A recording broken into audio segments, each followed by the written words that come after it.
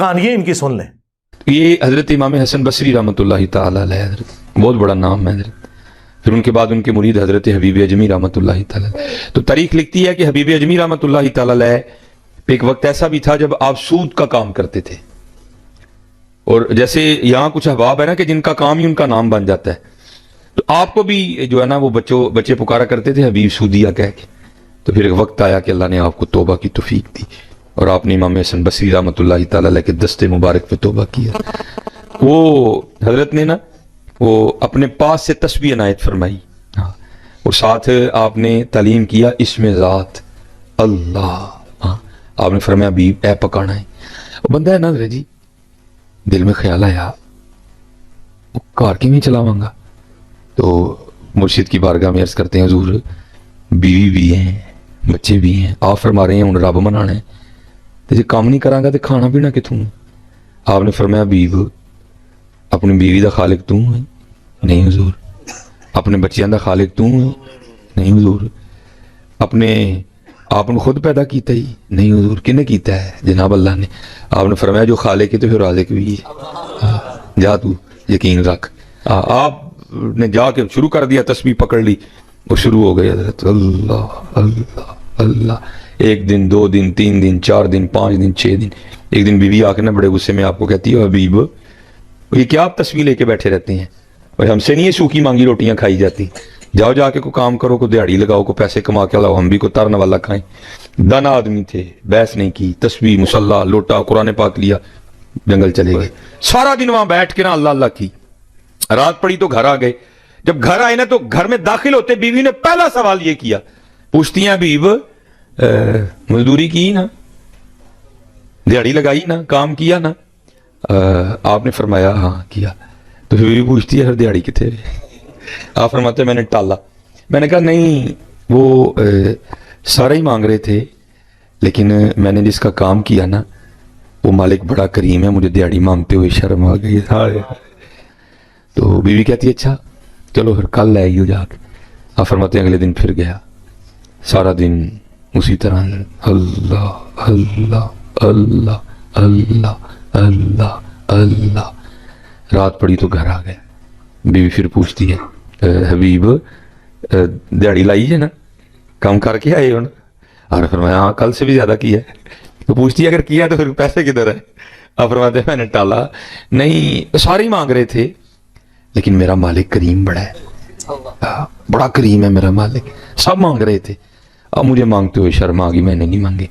تو be be صاحب تھوڑا غصے میں آ کے کہتی بیب اب جب کل جائیں گے نا تو جا کے کام نہ شروع کر دینا, پہلے جو 2 دن کام کیا نا اس کے پیسے لینا اس سے. تو اگر تو دے تو پھر اس کا کام کرنا نا دے انکاری ہو جائے تو پھر کسی اور کا کرنا جا کے دے. اب حضرت کو صوفی سمجھے گا کہ یہ تیر کس طرح ادھر آ کے لگتا ہے سیدھا. تو آپ فرماتے ہیں میں ساری رات اپنی چارپائی پہ لیٹا روتا رہا.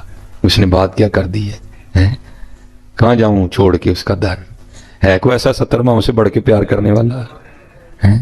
وہ آپ فرماتے ہیں خیر تیسرا دن آیا تو میں پھر چلا گیا.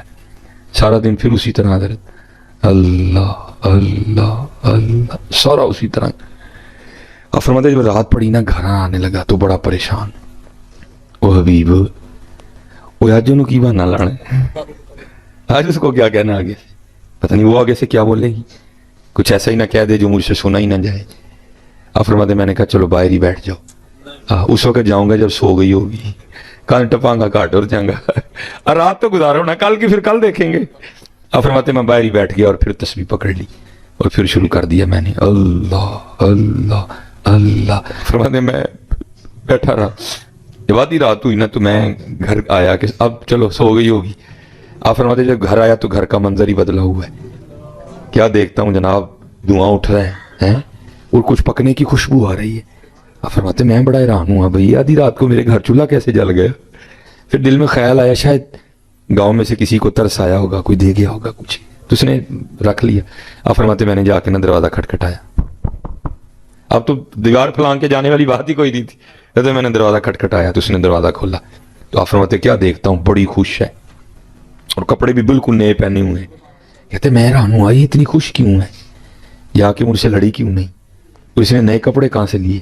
فرماتے سوال میں نے خود سے کیا تو جواب وہ دیتی ہے. کیا کہتی ہے, او حبیب وہ تسی کدا کام کر دے رہے ہو, تہاڈا مالک تے واقعی بڑا کریم ہے. وہ آپ کس کا کام کرتے رہے, آپ کا مالک تو واقعی بڑا کریم ہے. آپ فرماتے میں نے پوچھا کیوں, کیا ہوا؟ آپ کہتے میرا ہاتھ پکڑا تو مجھے اندر لے گئی. آپ فرماتے اندر جا کے دیکھا کہ جس چیز کی ضرورت تھی سب کا ہی ڈھیر لگا ہے, جو نہیں تھا نا گھر میں سب کا ہی ڈھیر لگا ہے. کہتی ہے آپ تو کام کر رہے تھے نا, آج آپ نے اوور ٹائم بھی لگایا, آپ کام کر رہے تھے, آپ کا مالک اتنا کریم ہے, اس نے آپ کو تنگ نہیں کیا بلکہ یہ سارا کچھ اس نے اپنے بندوں کے ہاتھ میں جائے. آپ فرماتے میں رو پڑا قربان جاؤں ہماری بے وفائی پر بھی وہ اتنا پیار کرتے ہیں. اگر ہم با وفا ہوتے تو کیا ہوتے؟ آپ فرماتے مجھے اس نے روتا دیکھ کر کہا حبیب روئے نا, گھبرائے نا, آپ سامان کے ختم ہو جانے سے ڈرے نا, حالی سامان ہی نہیں آیا, آپ کے لیے پیغام بھی آیا ساتھ. آپ فرماتے میں نے پوچھا کیوں, پیغام کیا ہے؟ تو کہتی ہے پیغام یہ آیا ہے حبیب تو کام میں کمی نہ آنے دینا, مزدوری میں نہیں آنے دیں گے. تو ہر وقت کہانی سنانے کے اوپر ان کا زور ہوتا ہے. تو میں نے بارہا انہیں کہا ہے کہ اللہ کے بندوں دین سیکھیں. جو بزرگوں کی میمز بن رہی ہیں, ان بزرگوں سے میں نے کام کروایا یہ والا کہ لوگ آپ کا مذاق اڑائیں, یا آج جو مولوی اپنے بابوں کے واقعات بیان کر رہے ہیں یہ میں نے ان کو کہا ہے گن پوائنٹ کے اوپر تلوار کے زور پہ کہ تم جو ہے نا اس طرح کی کہانیاں بیان کرو تاکہ انجینئر صاحب تمہارے خلاف کلپ بناون. میں نے کہا ہے, خود کیے نا. اور اس سے بڑھ کر ہمارے اباء و اجداد تو سبحان اللہ کہتے تھے اس کے اوپر, کیونکہ نہ انہوں نے قرآن پڑھا نہ سنت پڑھی, انہیں پتہ ہی نہیں تھا کہ دین وہ ہے جو کتابوں میں ہے, دین وہ نہیں جو آپ کے فرقوں کے بابے بتائیں گے, وہ تو کہانیاں کروائیں گے. اور وہ ہمارے جو مرشد ہیں مصباحی صاحب حافظہ اللہ تعالی, جن کو تیسرا سال شروع ہو گیا, وہ کہہ رہے ہیں میں اپنے رب سے توفیق مانگ رہا ہوں کہ میں نے انجینئر کا رد ضرور کرنا ہے. جیلم کل آ رہے ہیں, جیلم اس کے بعد کئی دفعہ آ چکے ہیں لیکن میرا نام بھی نہیں لیتے. اندازہ کریں وہ توفیق کدھر گئی. قرآن میں آپ سورہ التوبہ پڑھیں, پارہ نمبر 10 کا آخری صفحہ پڑھ لیں, آیت نمبر 92.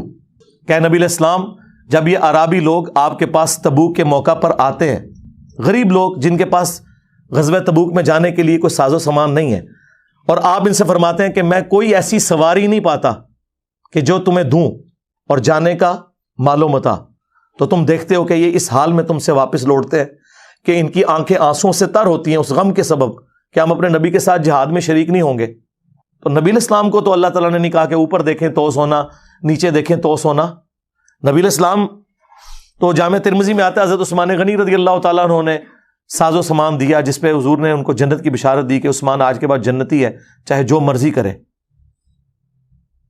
اب یہ تو قرآن میں لکھا ہوا ہے کہ نبی تم کہتے ہو کہ میں کوئی چیز ایسی نہیں پاتا, اور تمہارے بابے جی اوپر دیکھا تو سونا, نیچے دیکھا تو سونا. پھر پی کے نے آپ کے ساتھ صحیح کیا ہے نا. ہاں جی بابا جی, بابا جی. ہاں جی, اگر آپ ہوا میں سونا نکال سکتے ہو تو دیش کی غریبی کیوں نہیں مٹا دیتے؟ آج تو ہم کہہ سکتے ہیں جناب کہ دیش کی غریبی تو اب مٹانے کا وقت ہے, 5 ارب ڈالر رہ گئے ہیں ہمارے پاس. ٹھیک, تو اب ضرورت پڑی ہے نا, بزرگ آئے نا میدان عمل میں, یہ قرضہ اتارے نا, بجلی پوری کریں نا. وہ کہتے ہیں یہی کہہ رہے ہیں, وہ کہہ رہے ہیں جی آپ داتا دربار جا کے مانگو جی, وہ دیں گے, آڑ بھی دیں گے جی. پھر میں نے ان کی پوری طبیعت صاف کی تھی, یہ خدا کے لیے اس طریقے سے قرضے اترتے ہیں. جو دربار خود چندوں پہ چل رہا ہے, آج وہاں پہ نذرانے دینے لوگ بند کر دینا. یہ جو کہہ رہے ہیں بابا اتنے لوگوں کو پال رہا ہے, بابا نہیں پال رہا, وہ چندے پال رہے ہیں. آج چندوں پہ پابندی لگے, میں دیکھتا ہوں بابا وہاں پہ لنگر چلا کے کوئی بتائے. آپ کے چندوں سے آپ کا استحصال کرتے ہیں یہ لوگ, اور پھر بزرگی بھی آپ سے ویل کر رہے ہوتے ہیں. آپ اندازہ کریں ان لوگوں کا. کہانیاں ان کی سن لیں. تو ہر وقت کہانی سنانے کے اوپر ان کا زور ہوتا ہے. تو میں نے بارہا انہیں کہا ہے کہ اللہ کے بندوں دین سیکھیں. نبی کے بارے میں بھی ہمارا عقیدہ ہے وَمَا يَنْطِقُ عَنِ الْهَوَىٰ إِنْ هُوَ إِلَّا وَحْيٌ يُوحَىٰ. نبی اپنی خواہش نفس سے کچھ نہیں کہتے, وہ وہی کہتے ہیں جو ان کو وحی ہوتا ہے.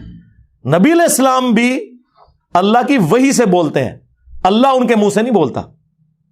یہ اپنے بابے کے بارے میں.